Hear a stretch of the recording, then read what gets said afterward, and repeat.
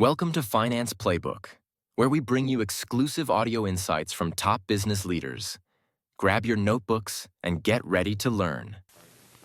Hello, I'm Herb Lyon, Director of Corporate Administration of the Dow Chemical Company. It's indeed my pleasure to introduce to you today Rich Devos, President of the Amway Corporation of Ada, Michigan. One of the great concerns of many thoughtful Americans today, and certainly a matter of interest to Dow people, is that we seem to be losing touch with the fundamentals of our economic system. In some ways, we seem to have made a mystery out of economics. The result is that we have less and less just plain talk about those things which have made our country great. Rich Devos is a gifted man who speaks plain talk that we can all understand. And let me assure you, he speaks with authority. He has helped build the Amway Company from the ground up, and a highly successful company it is. I believe you will find his message rings true, that it is timely for Americans today, and that it is worthy of preserving and passing on to future generations of Americans. Here is Rich Devos. Rich. Thank you. Well, I'm honored to be with all of you today and to take just a few moments and talk about something many of us in this country call the free enterprise system, and others call it the private system, and there's all sorts of terminology for this simple thing as to how we make our bread and how we produce the good things of life. The concepts that I just want to visit with you about are this.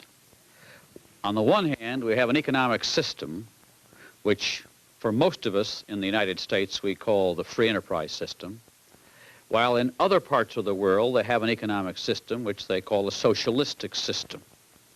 And I would like to not only try and at least distinguish for you which system is which, but when we're through, then you can come to a decision as to which one you want to support. Because as the years go by, you're going to have to choose, especially for those of us who live in free lands, where we have an opportunity to choose between the kind of men who will represent us, or women, that we're going to have people represent us who believe in one philosophy or another.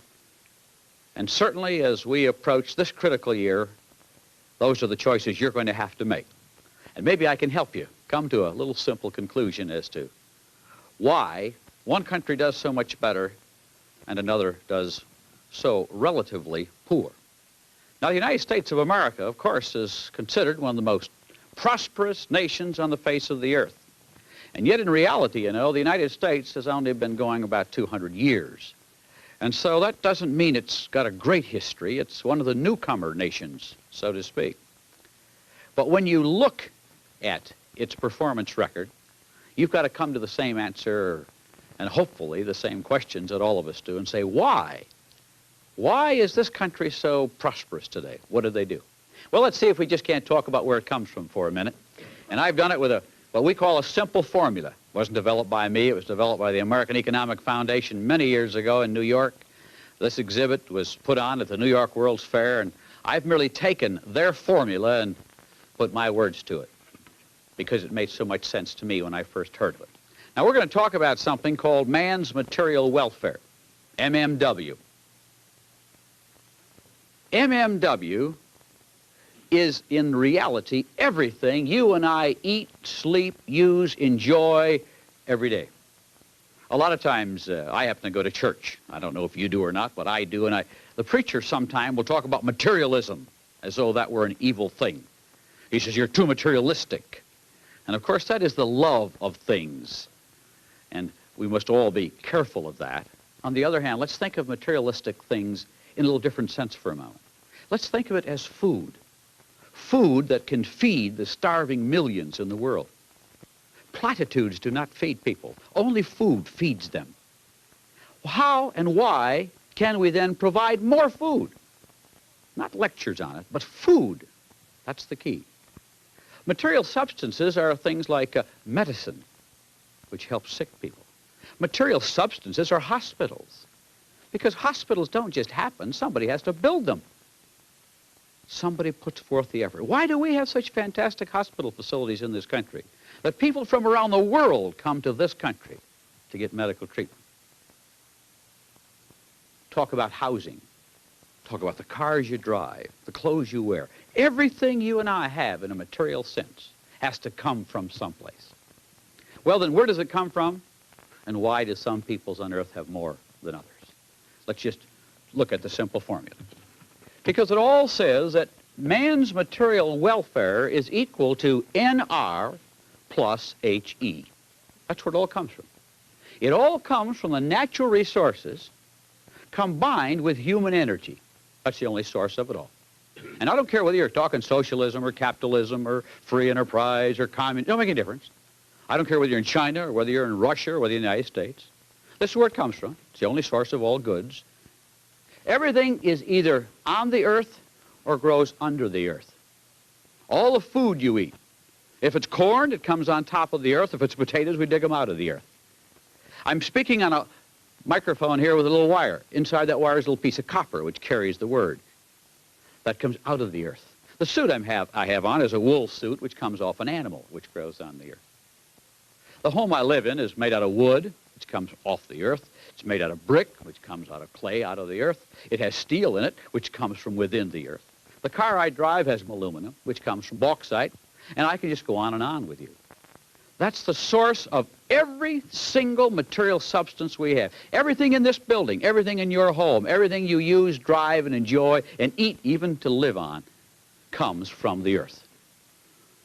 Then somebody says, oh, that's the reason the United States is so much better off than everybody else. You have got the most abundant natural resources in the world. That's why. Well, let's be thankful. We do have great resources. But the resources are not the difference. Because there are other nations in the world that also have great resources. But they've never been able to convert them into material substances as we have. India, for example, possesses two natural resources, both iron ore and coal, for the manufacturing of steel. Japan possesses neither one of these, has to import both of them, but produces many, many more times steel than does India.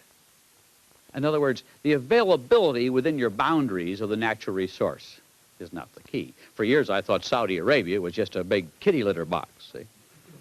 We suddenly discovered, didn't we, that their natural resources were not above the ground, but under the ground. See? All nations have natural resources to some extent.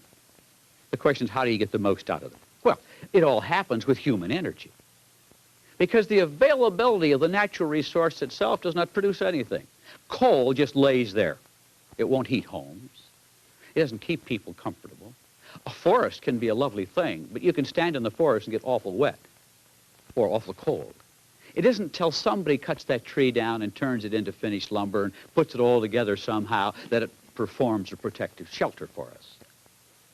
You can have the greatest farmlands in the world, but they won't produce food until somebody gets down there and clears that land and grubs those stumps, until finally somebody tills that land and plants the seed and takes care of disking it and takes care of the weeding of it and harvests it. Then we have food. See? The natural resources plus the human energy. Now, natural resources, as I told you, comes in two sources. It's either in the earth or on the earth. Human energy also comes in two forms, both mental and physical. Some of the people, for example, at Dow don't do much physical work. Their work is up here. They contribute their brain power, their knowledge, their insight, their vision. They sit down and just on a piece of paper sketch dreams, and out of that comes great new discoveries because they contribute their mental power. Other people over here in this whole complex, they do physical things. They tote those boxes, don't they? And they load those trucks, and they actually do the physical work that makes things happen. All are important to the process. But I just want you to understand that one form of human energy is not superior to another one.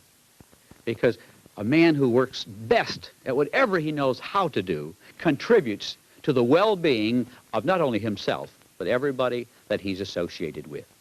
Now, we're talking about human energy, the fact that every person, no matter who he is or where he comes from, is important. And that each person in the scheme of things makes it all happen, doesn't he?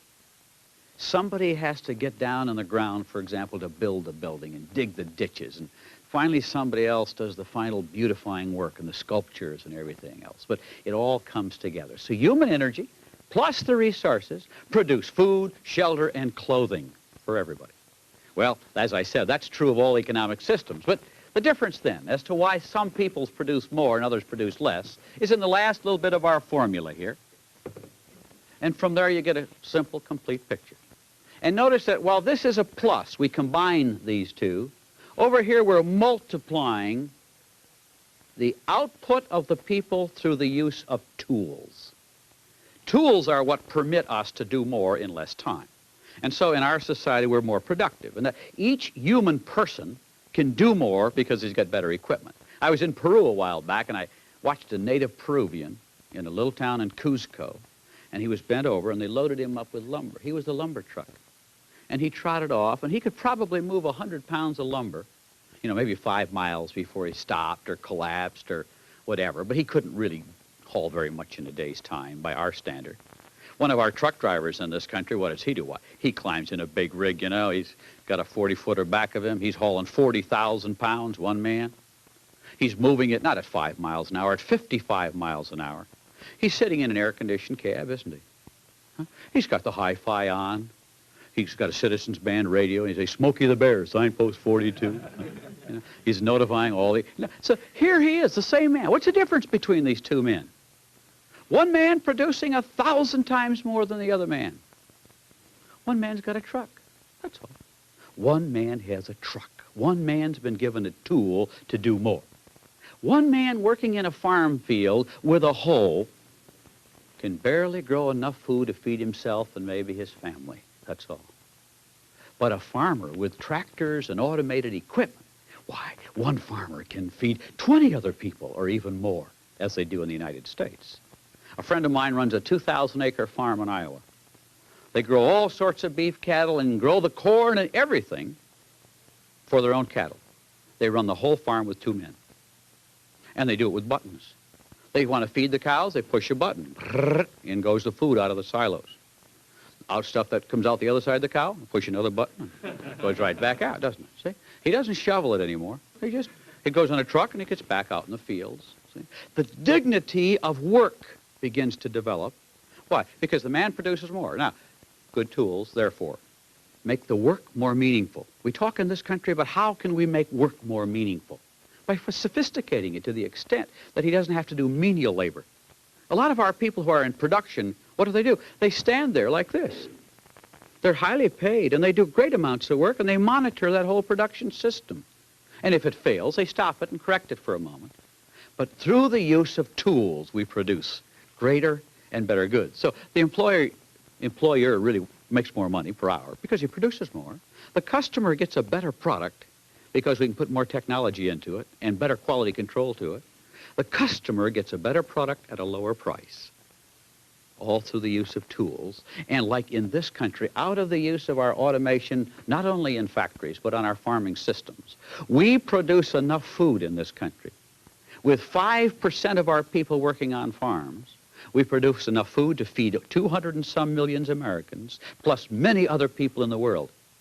In Russia, for example, where they have antiquated tools, they end up now with, and I hear conflicting numbers, and Russian numbers aren't too reliable because they are planning on a drought 5 years from now already. See, it's fascinating to me. They are already saying, they're trying to make grain deals with us for 5 years in the future because they were going to have another drought, I think. Now, what they're really saying to us is that their system isn't able to produce enough food to feed their own people. And 30 to 50% of their people work on farms. What that tells you is someplace for every person who works on a farm, he is able to feed himself and maybe one person, and if it's 30%, maybe 2 people besides himself. So he works like a trooper, and that's all he can do as far as multiplication of his effort is concerned. Well, that's true of all systems, as I've been saying to you. It's true in Russia, true in the United States. We have better tools, we produce more, our people live better, and our higher standard of living is obvious by the way we carry on. Well, you say to me, then what is the difference? You told me you were going to tell me what's the difference between socialism and capitalism. What's the difference between free enterprise and a economic state where the government controls everything. It's all right here. It's all on this word here. And learn that one, and then you can decide which way you want to go. It's strictly this. Should the state own the tools of production, or should the people have the rights to own them? That's all it is. Socialism is a system where the state says, we will own the tools of production. The state will own everything like they do in Russia. And therefore, there will be no ugly thing like profit. We'll take profit out of it, and the state will run it. And therefore, we'll produce more, and the people will get products at a lower price. And in our system, we say, no, the people, through stock holdings, through investment, through starting their own little companies, have a right to own and be involved in the means of production and distribution. What's the difference? Then you decide this. I'll ask you a few simple questions. My son was 16. I gave him a car to drive. I noticed something. Every time he left the driveway, he spun the tires. I bought the tires. He hauled his buddies all over town. I bought the gas. At 18, it became his car, and he bought the gas, and he bought the tires. You know what happened? He stopped spinning the tires. And he stopped hauling his buddies all over town because suddenly he had to pay for it. See? And so I advanced the simple thought to you that when the state owns the tools of production, two things happen.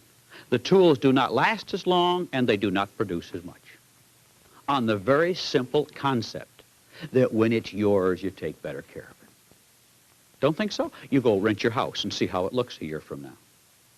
You think you're so good? You go rent somebody else's house and see how it looks a year from now. It's simple, isn't it? You just don't, it's not the same.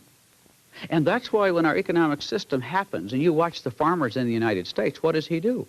He's up with the chickens, isn't he? And the farmer over here, he's out there when it's a blizzard yet to get his spring planting done. He's out there. What does he do in this? He buys lights for his tractor. They don't do that in those other countries. Why? That's his piece of ground, and he is going to be rewarded in relationship to what he produces off that piece of ground.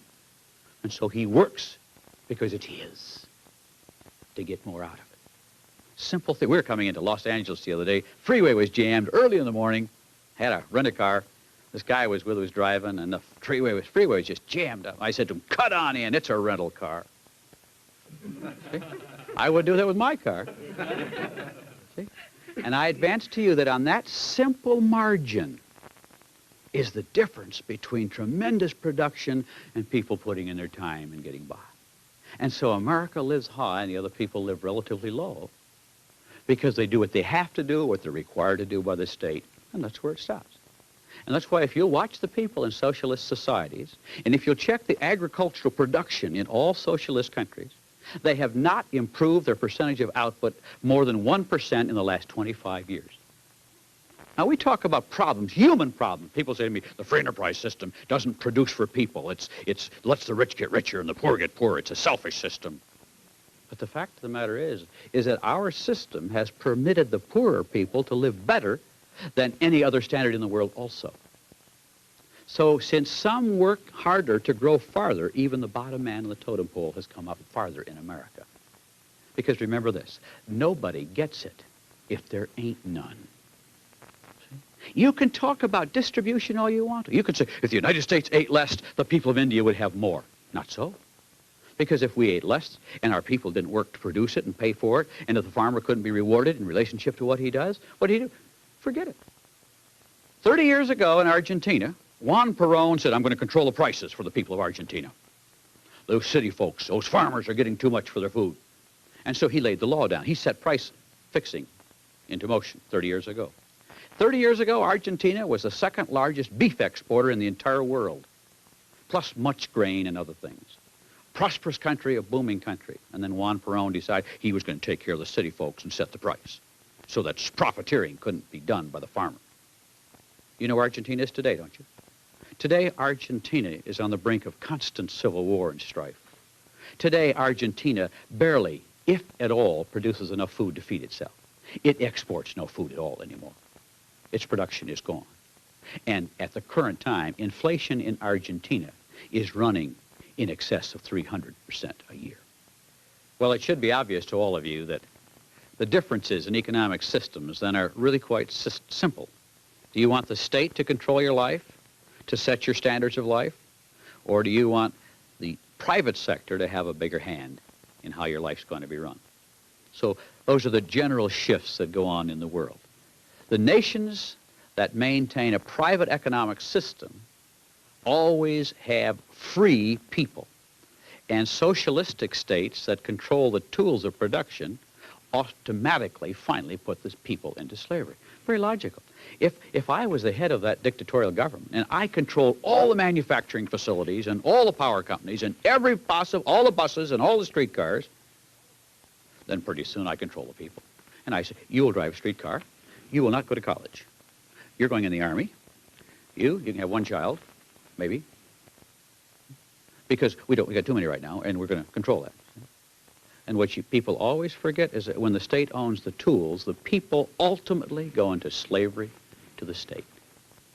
And all you have to do is look at history and look at every nation that's opted for security. It says, well, government, you've got to take care of me. From the cradle to the grave, you're going to solve my economic problems. Pretty soon, they not only solve your problems, they become the absolute controller of your life. For example, in Russia now, they come finally to a point where if your children